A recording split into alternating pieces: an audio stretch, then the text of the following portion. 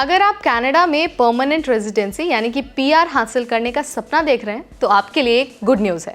Canada सरकार ने एक नया पीआर प्रोग्राम लॉन्च किया है जो खास तौर पर कंस्ट्रक्शन सेक्टर के वर्कर्स के लिए है। इस प्रोग्राम के तहत भारतीयों समेत हजारों फॉरेन वर्कर्स को परमानेंट रेजिडेंसी मिलने का रास्ता खुल गया है।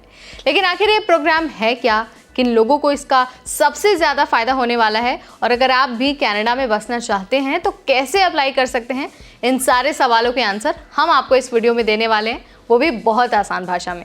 हाय एवरीबॉडी, मेरा नाम है नेहा उपाध्याय और आप देख रहे हैं एनबीटी टेक एड।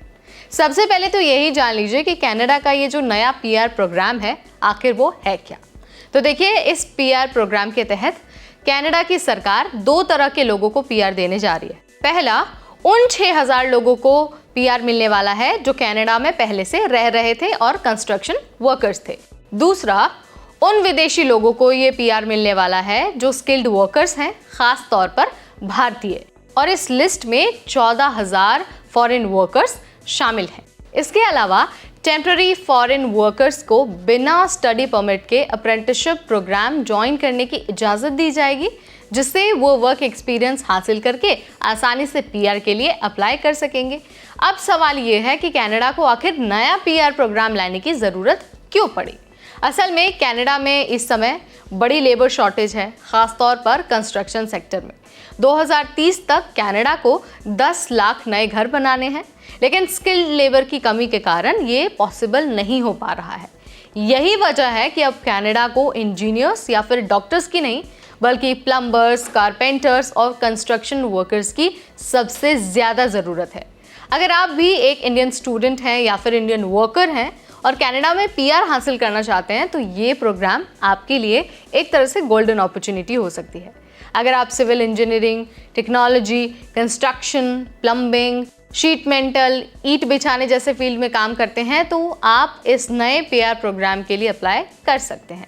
कनाडा में अप्रेंटिसशिप करने वाले स्टूडेंट्स को इस प्रोग्राम के जरिए प्रायोरिटी दी जाएगी। इसके अलावा पीआर पाने के लिए एक्सप्रेस एंट्री सिस्टम, पीएनपी यानी कि प्रोविंशियल नॉमिनी प्रोग्राम और कंस्ट्रक्शन वर्कर्स पीआर प्रोग्राम का फायदा उठाया जा सकता है। कनाडा की कंस्ट्रक्शन इंडस्ट्री में 23% विदेशी वर्कर्स काम कर रहे हैं, जिनमें भारतीयों की संख्या सबसे ज्यादा है।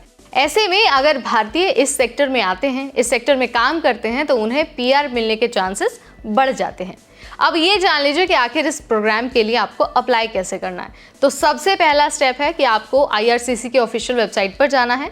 उसके बाद अगर आप कंस्ट्रक्शन सेक्टर से जुड़े हैं तो अपने वर्क एक्सपीरियंस और स्किल्स को अपलोड करते हुए, जो उसके डॉक्यूमेंट्स है उसको अपलोड करते हुए आवेदन करना है। इसके अलावा अगर आप कनाडा में स्टूडेंट हैं और अप्रेंटिसशिप कर रहे हैं तो आपके पास ऑटोमेटिक एलिजिबिलिटी हो सकती है। इसके अलावा सारे डॉक्यूमेंट्स को आपको इकट्ठा करना है, सही तरीके से उसे सबमिट करना है और आवेदन के लिए अप्रूवल का इंतज़ार करना है। इस नए पीआर प्रोग्राम का फ़ायदा वही लोग उठा सकते हैं जो स्किल्ड कंस्ट्रक्शन वर्कर्स हैं और जिनका प्रोफाइल इस इंडस्ट्री से जुड़ा हुआ है।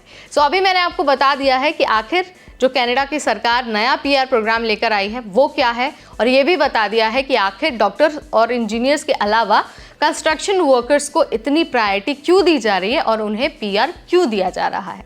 अगर आप इस सेक्टर में इंटरेस्टेड हैं, कनाडा में जाकर पीआर हासिल करना चाहते हैं तो आपके लिए गोल्डन अपॉर्चुनिटी है। वैसे तो मैंने सारी चीज़ें यहाँ पर आपको बता दी हैं। अगर तब भी आपके मन में कोई सवाल है, कोई डाउट है तो आप मुझे कमेंट के ज़रिए बता सकते हैं। इस वीडियो में फ़िलहाल इतना ही। तब तक मुझे यानी नेहा को दीजिए इजाज़त। Keep watching NBT tech add.